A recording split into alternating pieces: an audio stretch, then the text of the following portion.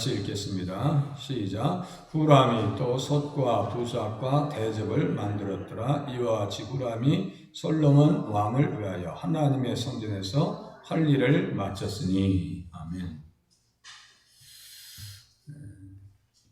후람, 히람 두로 왕의 이름과 같다고 했어요. 그러니까 왕의 이름을 딴 신하다라고 하면은 특별히 총애를 받고 사랑받는 사람입니다. 여기에 보면 대접 해가지고 제가 빨간색으로 해놨어요. 대접은 뿌린다는 말에서 나왔습니다. 그러니까 피를 뿌리는 그릇입니다. 그러니까 이런 부분들을 잘 눈여겨봐야 돼요. 아, 대접을 왜 성전에서 필요한 건가? 피를 받아서 뿌리고 물두멍에 물을 뿌리고 정결하게요. 피를 뿌리는 것은 언약의 피를 말한다. 모세가 그 피를 가지고 백성에게 뿌렸다라고 하는 말에서 대접이 나온 거예요. 그러니까 이게 단순한 의미가 아니구나. 피를 뿌려서 언약을 맺는구나. 제사장들의 위임식 때도 제단 위에 피와 옷에 피를 뿌렸다. 번제를 드릴 때에도 제단에 피를 뿌립니다. 이게 다 대접으로 뿌리는 거예요. 성도들은 예수 그리스도의 피 뿌림을 얻기 위해서 택함을 받았다. 베드로전서 1장 2절입니다. 예수 그리스도의 피 뿌림을, 구약은 짐승의 피를 뿌렸고 신약은 누구의 피를 뿌려요? 예수님의 피를 뿌린다. 피 뿌림을 받아야 하나님 앞에 살 수 있는 거죠. 피 뿌림을 받는다는 것은 뭐예요? 죄 용서와 의미가 통합니다. 피 뿌림 받아요.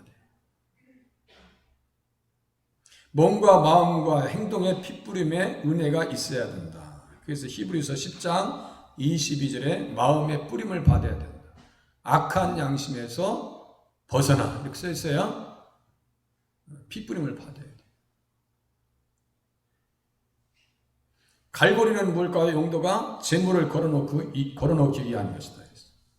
성도는 자기 몸을 거룩한 산제사로 드려야 됩니다. 갈고리에 제물이 매여 있듯이 말씀에 매여서 살아야 된다라고 제가 써드렸어요. 말씀에 붙들려야지. 우리 자신들을 생각할 때 말씀에 붙들린 사람 같아요? 붙들린 사람 같지 않아요? 그래도 예배 드리시는 분들은 말씀에 붙들려 있고 양심이 붙들려 있으니까 이 자리에서 예배 드리는 줄로 믿고 위로를 받으시길 바랍니다. 신앙생활 잘 하시는 분들이에요. 예배 시간에 남아 계시는 분들은. 말씀의 갈고리에 딱 붙들려 있어야지. 재물이 갈고리에 매여 있는 것처럼. 그렇지 아니하면 홈리와 비누아스와 같이 제사를 멸시함으로 죄 가운데 들어갑니다. 이 갈고리 가지고 말이죠. 홈리와 비누아스는 재물을 삶기도 전에 끄집어내가지고 생으로 먹었단 말이에요. 이 의미를 쫓아가면 꼭 못된 사람이 나와. 이렇게 어떤 의미를 가지고 이렇게 들어가면 꼭 못된 사람들이 나와. 그 못된 사람들을 성경에 기록해 놓는 것은 우리에게 교훈을 삼기 위해서 이렇게 하면 된다 안 된다 안 된다는 것을 보여주는 거예요. 갈고리를 가져와서 지금 갈고리 가져가지고 뭐 하는 거예요 지금?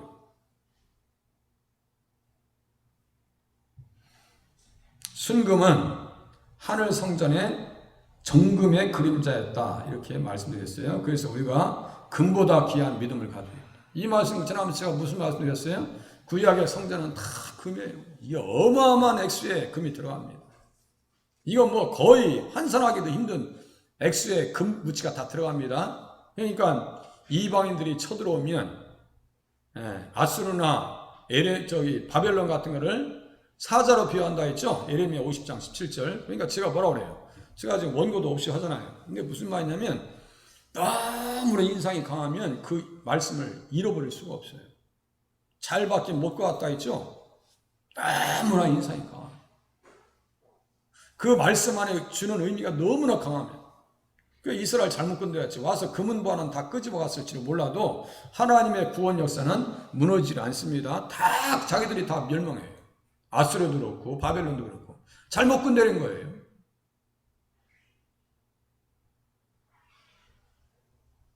우리의 믿음은 정금보다 귀하다. 베드로전서 1장 7절입니다. 욥기 23장 10절에 보면 단련한 후에 정금과 같이 주님 앞에 나가겠다. 자꾸 이게 다 암송 구절이에요. 예. 내가 열림단 받은 이유는 정금과 같이 주님 앞에 나가요. 그러니까 마귀가 말이죠. 자꾸 우리를 막 괴롭히는 거야. 교회는 뭐 들어가냐. 열심히 하면 바보. 다른 사람 열심히 하는 거 봐. 열심히 하는지 바보라니까. 바보처럼 그렇게 열심히 할 필요가 없어. 라고 막 우리에게 자꾸 그런 생각들을 집어 넣어줄 때 우리는 거기에 이용당하면 안 돼요. 한번 빠지면 큰일 나는 줄 알아야 돼요. 신앙생활을. 교회 한 번 못 나오면 큰일 나는 줄 알아야 된다니까요. 그래야 신앙생활 잘하지. 썰물처럼 빠져나갔다가 밀물처럼 들어오고 이런 식으로 신앙생활 하면 안 돼요. 자기 감정을 따라서 움직이면 안 됩니다. 그래서 이제 언약궤를 성전에 보십니다. 역대 5장 3절 일곱째 달 절기에 이것도 딱 나를 잘 쳐보세요. 일곱째 달 절기 초막절이죠. 역대 5장 이렇게 넘겨보세요. 5장 3절 일곱째 달 절기에 이스라엘 모든 사람이 다 왕에게 모이고 이스라엘 장로들이 이름에 레위 사람들이 궤를 매니라 이렇게 써 있어요. 솔로몬이 성전 건축을 7년 만에 완공하고 언약궤를 모십니다. 교회의 머리가 예수님이신 것과 같이 보이는 성전의 머리는 언약궤다 이렇게 말씀을 드렸어요. 언약궤가 가장 중요한 거예요. 보이는 성전에서는 구약에서 지성소에 모셔져 있잖아요. 거기에 속죄소, 거기서 내가 너와 만나고, 속죄소는 카포로트라고 하는데 카파르라고 하는 단어에 나와요. 그는 덮어주다, 진정시키다, 달래주다 다 덮고 넘어가자는 거예요. 주님이 속죄소의 은혜, 날개 아래 그 뿌려진 피 때문에 우리는 다 덮고 넘어가신다니까 주님이요. 그것을 신약성에서는 로마서 3장 25절에는 2절에는 화목제물이다라고 정확하게 써 있습니다. 화목제물이라고 써놨어요. 그러니까 단어는 다른데 속죄소하고 화목제물 이렇게 의미적으로 연결될 수 없는 거예요. 그런데 단어를 이렇게 제가 어제도 태초 이거 웬만큼 저기 하자는 모릅니다. 그러니까 성경에 대주교되는 그 미국에 가장 큰 게 목회자가 왔는데 그 말 질문하니까 그럼 태초전에 아무것도 없었던 거예요? 그 말이 아무 소리 못하고 얼굴 빨개졌다 그러잖아. 내가 그 말 듣고요. 기분이 나쁜 거예요. 조회수 많이 나와요? 소문난 잔치에 먹을 것이 없다고 그랬어요.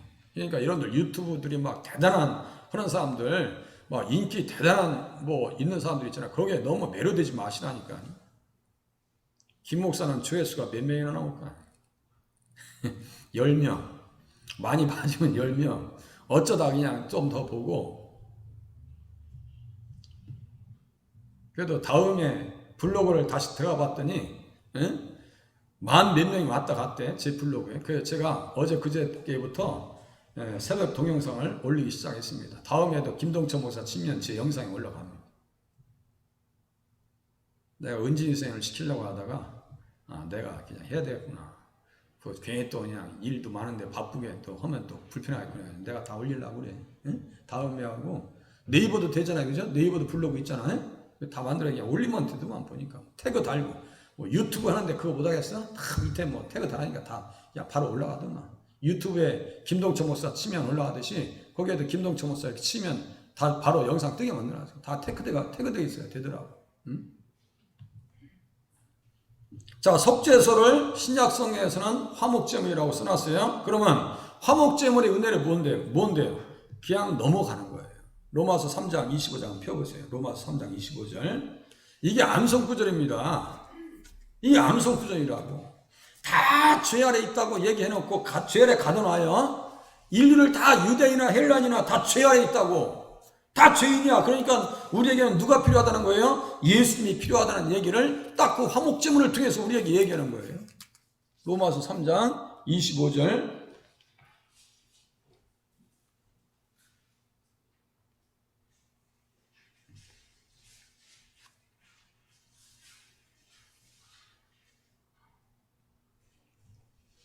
(19절) 위에 좀 넘겨보세요. 19절 보세요. 펴놓으신 분들은 19절 보고 보세요.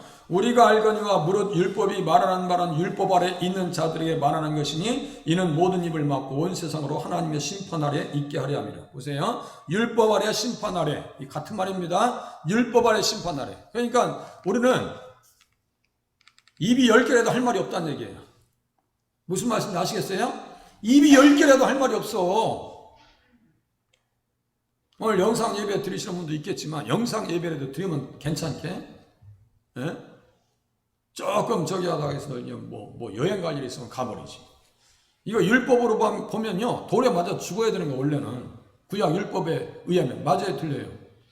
나무하다가 주일날 나무하다가 잡혀가서 죽었다니까 돌 맞아서. 그게 하나의 샘플입니다. 율법 아래 들어가면 살 길이 없어요.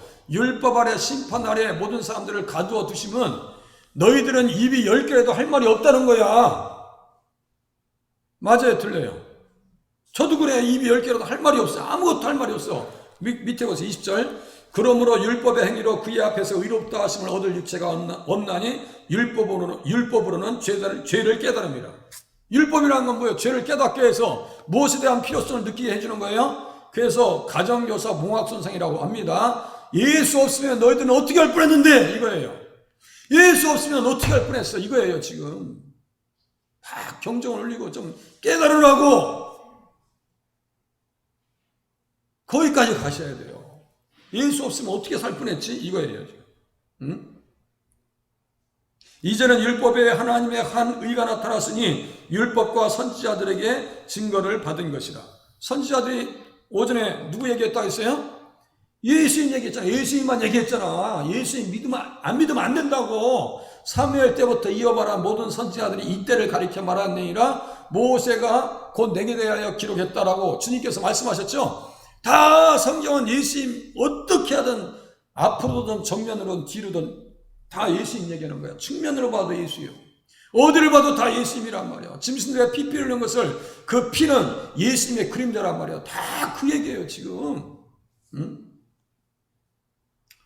그래서 22절 곧 예수 그리스도를 믿음으로 말미암아 믿어야 돼. 믿지 않으면 안 돼. 모든 믿는 자에게 미치는 하나님의 의인이 차별이 없니라. 믿으면 뭐가 온다고요? 예수님의 의가 우리에게 온다고요. 예수님의 의가. 모든 사람이 죄를 범하였으며 하나님의 영광이 이르지 못하더니 그리스도 예수 안에 있는 속량으로 말미암아 하나님의 은혜로 값없이 의롭다 하심을 얻은 자 되었느니라. 이 예수를 하나님이 그의 피로써 피가 나옵니다. 믿음으로 말미암는 화목제물로 세우셨으니 피 화목제물. 속죄소 위에 뭐가 뿌려져요? 속죄소가 어디에요? 언약궤 뚜껑입니다. 언약궤 뚜껑에다가 피가 그냥 1년에 한 번씩 뿌려지는 거예요. 거기에 7번 뿌려져요. 좌우로 막 뿌려진단 말이에요. 레위기 16장. 그렇게 하고 아사살 염소를 갖다가 머리에 안수해가지고 대제사장이 이스라엘 모든 백성들의 죄를 고하고 광야에 내보내는 것은 죄를 지고 가서 죽으란 얘기예요. 그게 누구의 그림자예요? 예수님이에요. 그러니까 세례 요한이죠. 보라 세상 죄를 지고 가는 하나님의 어린 양이에요. 예수님 사람 보면서 어떻게 양이 생각나죠? 구약을 알면서 전문가이기 때문에 그 표현이 나오는 거예요. 구약에 수도 없이 죽임을 당하는 그 어린 양들의 실체가 누구라는 거예요? 예수라는 거예요. 요한복음 1장 29절. 그냥 자동적으로 이렇게 성경에 막 그냥 이렇게 넘어가야 돼요. 넘어가야지. 그렇구나. 모르니까 그렇게 중들이 얘기하면 아무 소리 못하고 얼굴 빨개졌다는데 그 말 듣고요 기분이 확 상하는 거예요. 예? 얼굴 빨개져? 입담은 좋아. 얼굴 잘생겼어요. 옛날에 그 혜민 알죠? 혜민 잘생겼잖아. 그 막 아주 그냥 그야말로 그냥 지적으로 잘생겼단 말이에요. 얼마나 방송국에 나와서 대단한 열풍을 또 했는데 나중에 알고 보니까 순 다 거짓말이야. 그런데 현혹되면 안 돼요. 뭐 인터넷 다 나가요. 뭐 있는 거 사실 얘기하는 거 뭐. 자, 화목제물로 세우셨으니 이는 하나님께서 길이 참으시는 중에 전에 지은 죄를 간과하심으로 자기의 의로우심을 나타내셨다. 그러니까 화목제물의 은혜는 뭐예요? 간과하심. 속죄소 간과하시는. 그래, 너 예수 안에 있지? 내가 봐주는 거예요. 언약궤 안에 뭐가 있어요? 아론의 쌍난 지팡이 살구 열매가 열립니다. 그것은 십자가와 부활의 첫 열매인 예수님을 상징한다. 오늘 무화과 열매 첫 열매 잘 잡수신 거예요? 그거 저기 새들이 파먹었어도 어떻게 맛이 달아요? 달죠? 그 나중에 그게 크면 이렇게 커지는 거예요. 지금 작다고 자꾸 뭐라고 하시는데 그냥 내뜨려둬요. 걔들 커진다니까. 익을 때 되면은 갑자기 확 커요. 그때 빨리 따서 잡수시라고. 새들한테 뺏기지 마시고. 그 주일날 오신 분들도 좀 가끔 드려요. 그렇게 숫자는 되진 않겠지만. 증거판 언약의 두 돌판은 불법에서 구원하시고 의롭게 하신 사실과 디도서 2장 14절 불법에서 우리를 속량해 주셨다고 써 있어요. 피로 거듭난 의인들이 따라가야 할 도덕법을 얘기한다고. 두 돌파는 도덕법을 만나는 영생의 양식을 의미하기 때문이다. 써 있어요. 언약궤를 잘 모십니다. 언약궤는 예수님을 총체적으로 보여주는 하나의 모양이에요. 여러 부분과 여러 모양으로 하나님께서 히브리서 1장 1절에 말씀하고 있어요. 언약궤를 모시고 일곱째 달 절기 초막절에 온 회중이 궤 앞에서 양과 소로 제사를 드립니다. 언약궤는 제사의 대상, 경배의 대상이었습니다. 이제 아시겠죠? 언약궤 앞에서 예배 드리고 경배하는 것은 결국은 누구 앞에? 예수님 앞에 감사합니다. 죄 용서해 주셔서 감사합니다. 불법에서 사함받게 해주셔서 감사합니다. 부활의 첫 열매 되시는 예수님 때문에 내가 다시 부활할 소망이 있어서 너무너무 감사합니다. 이런 고백이 지금 언약궤 앞에서 드려지는 거예요. 보시겠습니다. 언약궤를 위한 낙성식과 우상을 위한 낙성식. 이건 이제 재밌게 제가 비교할 수 있어서 했습니다. 나팔 부는 자와 노래하는 자들이 일제히 소리를 내어서 여호와를 찬송하며 감사하는데 언약궤를 위한 낙성식과 느부갓네살이 자기의 우상을 세운 후에 낙성식과는 비교가 됩니다. 언약궤를 위한 낙성식에는 하나님을 향한 새 사람들, 산 영혼들의 신령한 노래와 감사와 찬양 그리고 자발적인 동참이 있었고 기쁨이 있었습니다. 한번 생각해 보세요. 화려한 성전을 쳐놓고 언약궤를 모셔놓았을 때 그 기쁨, 그렇게 하고 7년 동안 수고한 사람들의 그 땀방울과, 그죠? 그렇게 하고 그 후람 옆에 있을 때 그 후람의 얼굴에서 나오는 그 기쁨. 여러분들 교회 일하면요 얼굴에 막 광채가 납니다. 기쁨이 있어서. 그런데 우상을 위한 낙성식도 있어요. 느부갓네살 왕을 그냥 신상을 만들어 놓고 거기에 죽은 영혼들이 모여 있습니다. 솔로몬의 낙성식에는 산 영혼들이 참석합니다. 맞죠? 죽은 영혼들이 낙성식에 가고요. 옛사람들의 흘러간 노래를 불러요. 거기에는 강제적으로 동원되어져 있고 공포와 두려움이 있습니다. 거기에 낙성식에 참여하지 않으면 죽어야 돼요. 그게 누구예요? 다니엘의 세 친구 사드락과 메삭과 아벤누고. 우상 앞에 절하지 말라는 계명으로 인해서 풀무불에 들어가야 하는 고난을 경험합니다. 하나님께서 살려주셨으니까 만능이지. 그것도 풀무불은 용광로인데 평소에 몇 배로? 7배로 단련시키래. 그러면 사람이 살겠냐고. 자기 그 사람들 붙들고 하는 사람들도 다 죽습니다. 그만큼 불시험이 있는 거예요.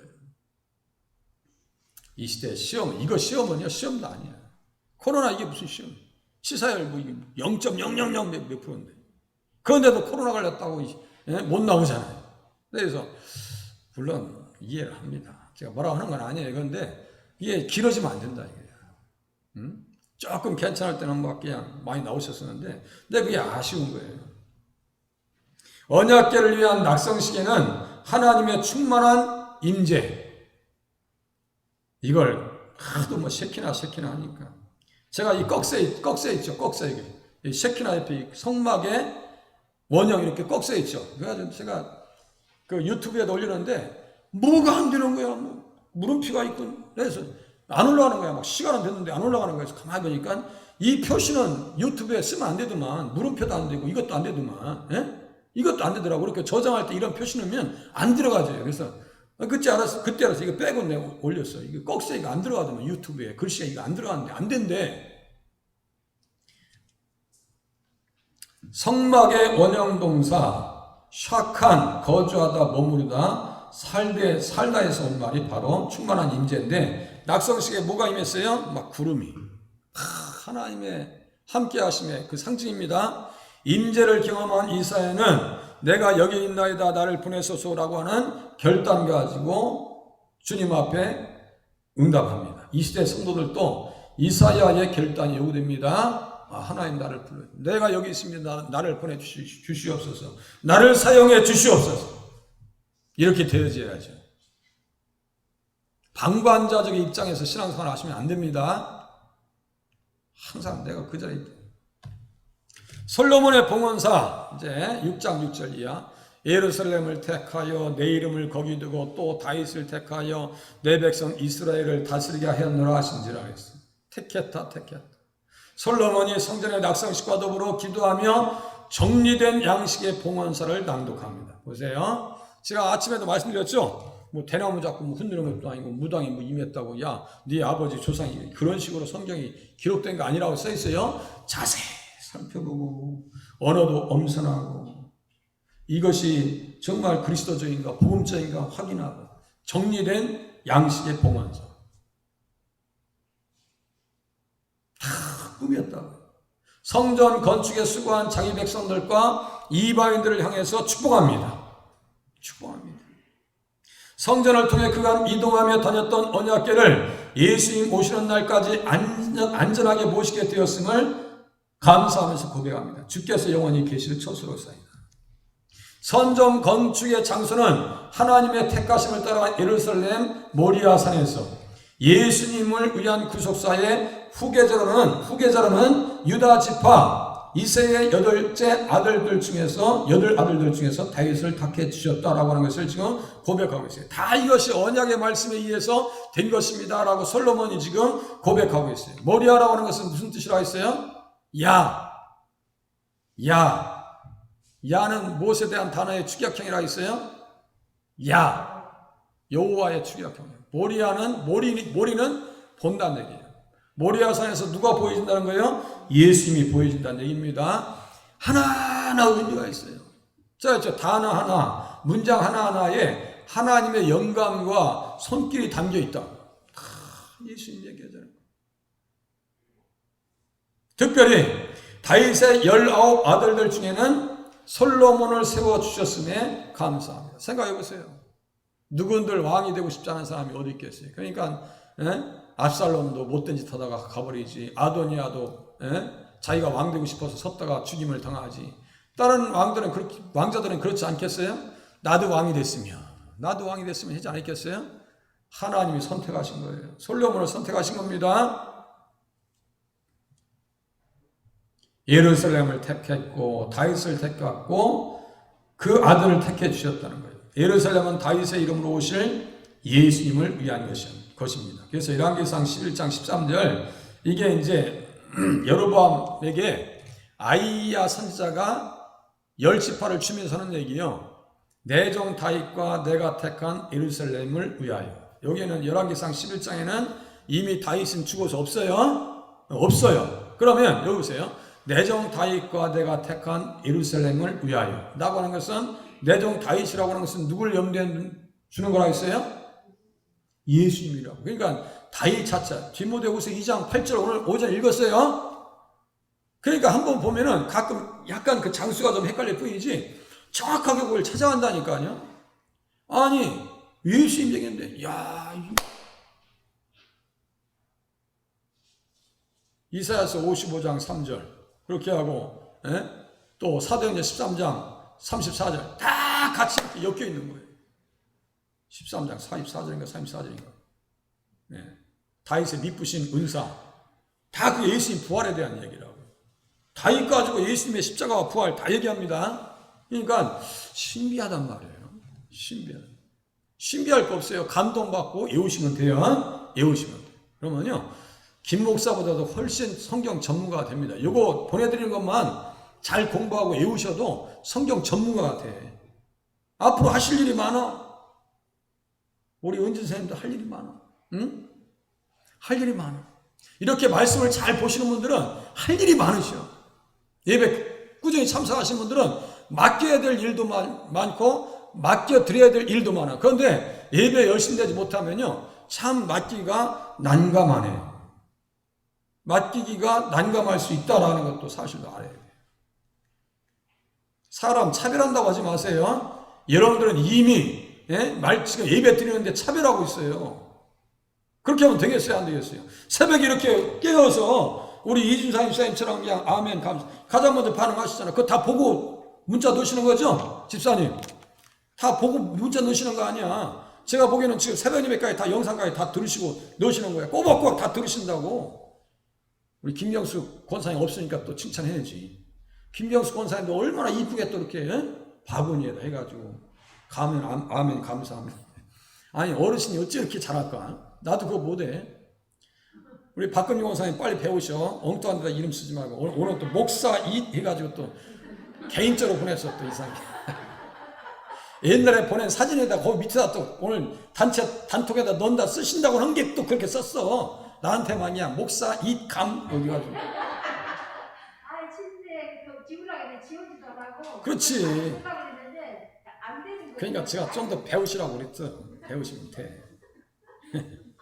아니 그렇게 열심히 보시려고 하는 게 감사하지. 그거 늘 보신다고 하잖아. 알았다 그래서 그냥 해보려고 그랬는데. 그래요. 해보려고 노력하는데 안 되는 거지. 글씨가 지워야 하는데 지우고 다시 써야 하는데 안 지워져요. 근데 자꾸 도전하다 보면 되는 거예요. 김 목사는 맨 처음에 스마트폰 나왔을 때, 야, 나는 원시이냐? 스마트폰 가지고 있는 목사님들은 뭐 나보다 몇 석이 뭐 신석기는 난 구석기야. 완전 몇 세대를 앞서 있는 사람 같아. 나중에 보니까 그게 그거더만 뭐 아무것도 아니더만. 절대로 내가 뒤로 빠지지도 않더만. 그 목사님들 컴퓨터 살리고 죽이고 다 알지 못하더만. 김 목사 웬만한 거 다 해요. 그 유튜브 보면 다 나왔다 하는 방법 그지? 다 나와가지고 다 저도 배웠어요. 어깨 넘어서 다 배운 거예요. 혼자 독학해서 배운 거예요. 누가 가르쳐 주겠어요? 우리 하재식 집사님 잘하신다는데 좀 써먹을까 생각 중인데 모르겠네. 응? 자, 이스라엘 왕이 앉을 사람 지금 내가 어디하다 말았어? 다윗을 위하여 예루살렘에서 그의 등불을. 자, 다윗에게 말씀하시기를 내 행위를 내 자손이 그들의 행위를 삼가서 내가 내 앞에서 행한 것 같이 내 율법대로 행하기만 하면. 이거 이제 잘 읽어보세요. 이스라엘 왕위에 앉을 사람은 제가 지난주에도 말씀드렸고 오늘도 또 얘기합니다. 단수예요. 그렇죠? 그래서 갈라디아서 3장 16절에 자손이라고 써놨어요. 그렇게 하면 예수님을 잘 모시는 방법을 여기에서 옆에서 가르쳐줬단 말이에요. 잘 보세요. 다윗에게 말씀하시기를 내 자손이 그들의 행위를 삼가서 내가 내 앞에서 행한 것 같이 내 율법대로 행하기만 하면. 이게 다 아주 중요한 말씀이에요. 율법대로 행하기만 하면 말씀에서 떠나지 말라는 얘기예요. 그렇게 하면 내가 내 나라 왕위를 견고하게 하되 전에 내가 네 아버지 다윗과 언약을 연약하기를 이스라엘을 다스릴 자가 내게서 끊어지지 아니할 것이다. 시편 132장. 그래서 누가복음 1장 32절 33절에 조상 다윗의 왕위를 그에게 주실 것이다라고 지금 천사가 마리아에게 얘기합니다. 조상 다윗의 왕위. 여기 보세요. 왕위. 두 번째, 하나, 둘, 세 번째, 네 번째 줄에 왕위, 바로 옆에 왕위, 사무엘하 역대하 7장 18절에 왕위, 누가복음 1장 32절 33절에 조상 다윗의 왕위를 그에게 주리니. 그러니까 예수님은 왕으로 오셨다는 얘기예요. 맞아요, 틀려요? 만왕의 왕이야, 만주의 왕이야, 만주의 주야. 어디 거기가 감히 거기가 자기들이 뭘 한다고 성경을 건드려. 그렇게 하면서 다윗을 위하여 예루살렘에서 그에게 등불을 주시되 그의 아들을 세워 뒤를 잇게 하사 명령하신 모든 일을 어기지 아니하였습니다. 또 써있어요. 이게 무슨 말씀이냐면 다윗은 예수님을 모시기 위해서 명령하신 모든 일을 어기지 않았대. 딱 하나. 너무나 깨끗하니까 그게 드러나는 거야. 그걸 하나님께서 제가 어제 말씀드렸죠. 징계가 없으면 사생자예요. 잘못 살았는데 하나님께서 그냥 놓진 않아요. 심지어 다윗은 사울의 옷자락을 비면서도 마음에 걸리죠. 그만큼 깨어있는 사람이에요. 다윗은 깨어있는 사람이에요. 영혼이 깨어있어. 한 번만 잠들었을 뿐이야. 그것만 빼고는 다 이쁘다고 지금 열왕기상 15장 4절 5절에 지금 써 있어요. 그렇게 하고 그 예수님을 잘 모시는 방법 여기 율법대로 써 있죠. 열왕기상 2장 3절 4절 보세요. 열왕기상 2장 3절 4절 이것도 암송 구절입니다. 열왕기상 2장 3절 4절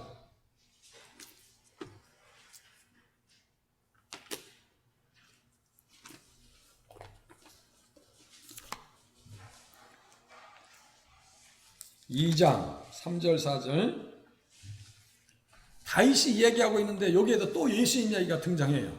2절과 3절에서 자 3절과 4절이네요. 3절과 4절에서 이제 예수님을 딱 집어보세요. 이분이 예수님입니다라고 딱 집어보세요. 한번 우리 시온 집사님께서도 한번 집어보세요. 네, 집어보세요.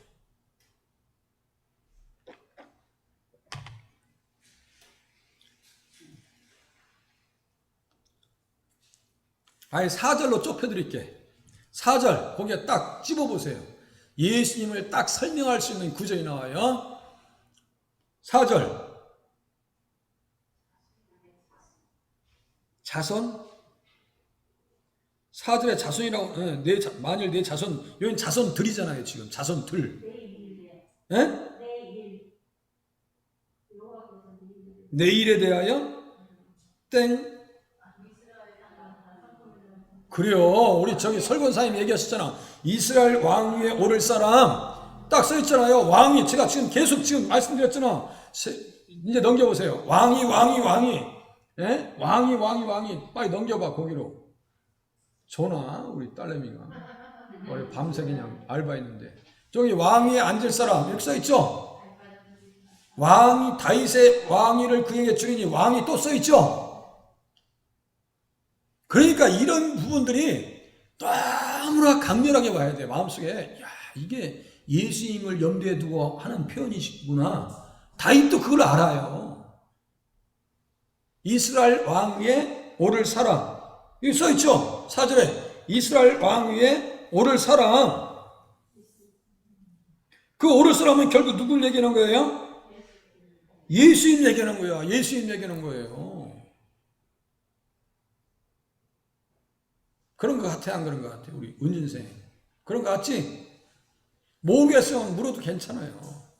이걸 알아야 구약을 예수님 중심으로 이해할 수 있고 그 왕위를 가지고 얼마나 첨예한 대립들이 이루어지고 있고 그 왕위를 지키기 위해서 다윗도 감당이 안 돼요. 다윗도 제가 그랬죠. 아이 네가 잘났으니까 네가 왕태 압살롬 네가 왕태 저 같으면요 죽으면 알아. 그런데 다윗도 그 왕위를 줄 수 있어요 없어요? 없어. 이미 하나님께서 솔로몬에게 정해주셨는데 솔로몬을 정해주셨는데 자기 마음대로 할 수도 없어. 대단한 사건들이 벌어집니다. 이 왕위 때문에. 그래서 등불이라고까지 얘기합니다. 등불 시대의 등불이었다고. 저 빨리 나가야지 이제. 그거 봐요. 주일날 이렇게 제가 새벽에 보낸 것도 다 이해가 안 된 상황이잖아요. 또 주일날도 또 이렇게 다시 설명해야 되잖아요. 다음 주에 또 설명할 때도 모르는 게 또 있을 거예요. 그러니까 자꾸 이렇게 성경을 보는 훈련 되지 않냐면요 성경에 무슨 감동이 있겠어요. 인륜데 저는 성경을 보면 박진감이 넘치는데 야 세상에 우리 사모님이 그런 경험을 많이 하셨을 거야. 이주일 목사님 그런 경험 많이 하셨는데 사모님이 좀 맞장구를 많이 쳐주셨으면 더 좋았을 것도 있죠. 막 이주일 목사님만 행복해서 막 일로 와가지고 막 부른 적이 한두 번이 아니실 거야. 제가 그 말 다 들었잖아요. 언약에 성실하신 하나님, 주의 종과 주의 백성 이스라엘이 이곳을 향하여 기도할 때 주는 그 간구함을 들으시되 주께서 계신 곳 하늘에서 들으시고 들으시사 사하여 주옵소서. 솔로몬은 기도의 봉헌사를 통해서 언약에 성실하신 하나님께서 기도와 간구를 들어주실 것을 믿고 구한다. 예수님을 이 땅에 보내심으로 천하 만민을 구원하시겠다는 언약의 말씀에 따라서 아브라함과 이삭과 야곱의 하나님 조상들을 축복했죠. 창대하게 됐고 거부가 됐죠. 다 하나같이 다 부자 됐어요. 육신적으로도 챙겨주셨고 영적으로도 부자가 됐습니다. 영혼이 부자 되면 육신도 부자가 됩니다. 틀림없어요. 이는 예수 그리스도를 모시는 자들에게 주실 천국의 부유함을 미리 보여주는 것입니다. 아니, 축복받지 않은 사람 어디 있어요? 아브라함과 이삭과 야곱. 이삭은 그의 100배나 얻었고 마침내 거부가 됐다는 것은 이삭을 두고 하는 얘기입니다. 다윗에게 맹세로 언약하신 말씀에 우리 주님은 성실하십니다. 그 자손인 솔로몬을 세워주셨고 그의 왕위를 견고하게 해주셨습니다. 자기가 감당하지 못해서 그렇지, 지키지 못해서 그렇지, 우리에게 주신 믿음은 너무 대단한 믿음이야. 그런데 우리가 지키지 못했을 뿐이지. 그러니까 그것을 자꾸 그 정보를 들으셔야 돼요. 말씀에 대한 정보를. 맹세하셨어요. 언약. 그래서 다윗에게 그 자손을 주겠다는 맹세, 그것을 언약이라고 지금 시편 89장에는 해석합니다. 나단의 계시에는 언약이라는 말이 없어요. 그런데 이 다른 성경에서는 그것이 언약이다라고 딱 짚습니다. 창세기 12장 1절, 2절, 3절을 언약이라고 그래요. 아브라함의 언약. 거기서는 언약이라는 단어가 안 나옵니다. 다음 주 낮예배 때 창세기 12장 1절에서 5절까지 설교할 거예요. 아브라함 일구까지 복 가지고 얘기하면서 그 복을 위해서 아브라함은 어떻게 살았는가, 그걸 제가 풀을게요. 아주 쉬운 것부터 또 다시 이제 제가 기초부터 나가려고 그래요. 하나하나. 언약에 성실하다고. 성실하십니다. 성실하십니다. 1절, 2절, 5절, 8절에 써 있습니다. 그 성실하신 주님 앞에 어떻게 기도하는 거예요? 사무엘하 7장 29절에는 그 메시아 계시 언약의 말씀을 듣고요, 감격해서 이렇게 기도합니다. 종의 집에 복을 주사 주 앞에 영원히 있게 하옵소서. 예수님 모시는 축복, 예수님을 우리 가문에 모실 수 있는 그 축복 주셔서 너무너무 행복합니다. 이신전심이라고 다윗이 이렇게 기도할 때 저도 막 느껴져요. 어떤 때는 나도 예수님 이렇게 섬길 수 있어서 너무너무 행복하다. 감사하다. 네? 감사합니다. 늦게서라도 우리 형님들 오셔서 감사하고요. 네. 우리 바로 위에 형님 오늘 뭐 감기 몸살이 심해서 못 나왔다고 목소리가 다 쉬어서 전화 왔대. 그러니까 뭐 한 주 안 쉬고 좀 다음 주에 와야지. 이분들 35년 만에 오는 거예요. 지금 교회에 35년 만에. 그동안 얼마나 외로웠겠어요. 집에 가면 뭐 제사지낸다 해서 속 터져서 못 봐. 아주 속이 맨날 그냥 가면 나는 삐져. 가면서부터 삐져 있어. 응? 그 속을 누가 알아? 마지막, 하나님의 공의는 살아있습니다. 저는 하늘에서 들으시고 행하시되 주의 종들을 심판하사 악한 자의 죄를 정하여 그의 행위대로 그의 머리에 돌리시고 공의로운 자를 의롭다 하사 그 의로운 대로 갚으시옵소서. 하나님의 공의는 살아있습니다. 살아있어요. 지금도 살아있어요. 악한 자의 죄를 정하신다는 것은 죄 갚아주신다는 말씀입니다. 그 사필 규정, 세상에서도 그런 얘기를 해요. 그러면 그것이 한두 번 경험되어져서 그런 사자 성화가 만들어진 게 아닙니다. 사필 규정 들어보셨죠? 다 제대로 기록하는 거예요. 다 세상 사람들도 경험하잖아요. 하나님은 악인들의 죄악에 대해서 방관하지 않으십니다. 절대로 방관하지 않습니다. 아합과 이세벨이 거짓으로 의로운 나봇을 죽였지만 선지자들도 얼마나 죽였어요. 예? 결국 그 죄로 인해서 무서운 형벌이 자신들과 자식들의 대해까지 내려집니다. 자식들 70명이 목이 잘립니다. 목이 잘려나가요.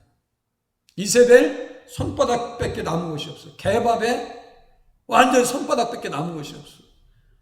아합도 죽었을 때 개들이 와서 핥습니다. 그 피를 핥아먹어요. 그러면요, 그 저주받은 인생입니다.